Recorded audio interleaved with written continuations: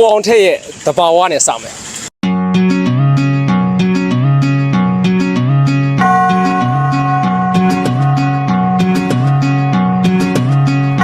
ညာလေးတညာလာလေးကမသာဘဝလေးတဲ့သူလေးရောက်လာဘသူလေးမေးတာမမေးပါနဲ့တဲ့